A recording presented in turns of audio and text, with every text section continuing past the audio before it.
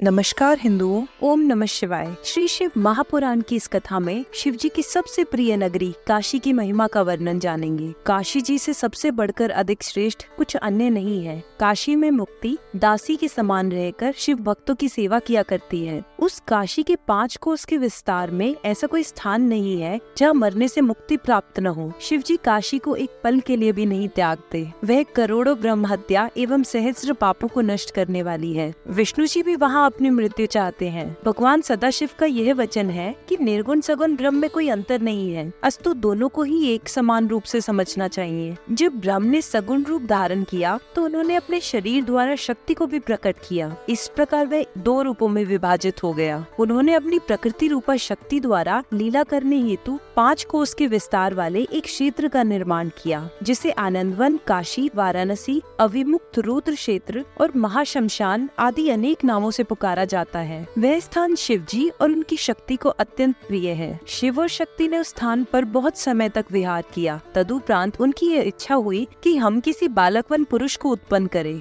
अस्तु उन्होंने अपनी बाई भुजा द्वारा एक अत्यंत सुंदर मनुष्य को, जो 4 भुजाएं धारण किए हुए था, उसे उत्पन्न किया। उसने जन्म लेते ही शिव जी को प्रणाम करते हुए पूछा, हे प्रभु, मेरा नाम क्या है और आप मुझे किस कार्य को करने की आज्ञा देते हैं? उस पुरुष की बात सुनकर शिव जी ने कहा, हे पुत्र, तुम तीनों लोकों के स्वामी होने के कारण संसार में विष्णु नाम से प्रसिद्ध होंगे। अब तुम कठिन तपस्या करो, जिससे तुम्हारे तेज की और अधिक वृद्धि हो। इतना कहकर शिव जी ने विष्णु जी को श्वास मार्ग द्वारा संपूर्ण वेदों का ज्ञान प्राप्त करा दिया और स्वयं अंतर ध्यान हो गए। तब शिव जी की आज्ञा मानकर विष्णु ने तपस्या करने की हेतु सर्वप्रथम एक पुष्पकरणी को अपने हाथों से खोदा। फिर उसे अपने पसीने के जल से भरने के उपरांत 50 सहस्त्र वर्षों तक ध्यान में मग्न हो गए। जब उस तपस्या का कोई फल नहीं मिला तब वे अत्यंत चिंतित हुए। उसी समय उन्हें ये आकाशवाणी सुनाई दी, हे विष्णु, तुम फिर तपस्या करो, तब तुम्हें दर्द प्राप्त होगा। आकाशवाणी को सुनकर विष्णु जी ने पुनः तप करना आरंभ किया। उससे प्रसन्न होकर शिव जी ने शक्ति सहित प्रकट होकर विष्णु को अपने दर्शन दिए।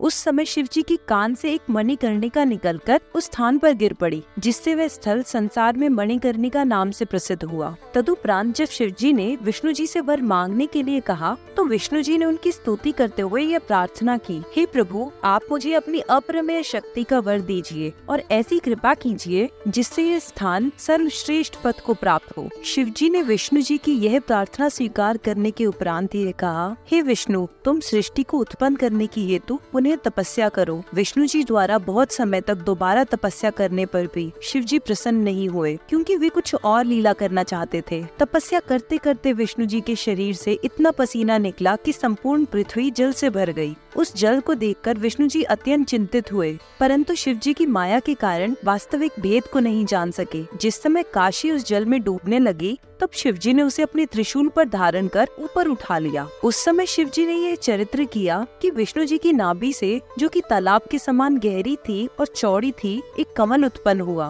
वह कमल करोड़ों सूर्यों के समान प्रकाशवान था। तदुपरांत शिव जी ने अपनी दाहिनी भुजा से ब्रह्मा जी को उत्पन्न करके उस कमल के ऊपर बैठा दिया। एक दिन जब शिव जी ने संसार के कल्याण के निमित्त यह विचार किया कि ब्रह्मा ने हमारी आज्ञा द्वारा सृष्टि को तो उत्पन्न किया, परंतु ब्रह्मांड के जीव अपने कर्मों में बंधे रहकर हमारे स्वरूप किस प्रकार जान सकेंगे, तब उन्होंने यह लीला की कि जिस काशी को उन्होंने अपने त्रिशूल पर उठा रखा था उसे पुनः पृथ्वी पर स्थापित कर दिया। तदुपरांत उन्होंने अपने लिंग अविमुक्त अर्थात विश्वनाथ को काशी में स्थापित करके यह कहा, काशी हमारा क्षेत्र है, अस्तु ये कभी प्रलय काल से भी नष्ट नहीं होगा। इसकी उत्पत्ति हमारे अंश से हुई है, इसलिए यह हमें अत्यंत प्रिय है। जो मनुष्य इस काशी के दर्शन करेंगे वे अवागमन से छूट जाएंगे और जो यहाँ की यात्रा करेंगे वे परम पद को प्राप्त हुआ करेंगे। जब हम समय पाकर प्रलय किया करेंगे उस समय इस काशी को अपने त्रिशूल पर उठाकर बचा लिया करेंगे। तदुपरांत जब ब्रह्मा पुनः सृष्टि को उत्पन्न करेंगे तब हम इसे फिर उसी स्थान पर स्थित कर दिया करेंगे। अब तुम इस काशी में निवास करके यहाँ की रक्षा करो। भगवान सदाशिव ने विश्वनाथ लिंग से यह कहकर उन्हें काशी सहित मृत्यु लोक में लाकर स्थापित कर दिया।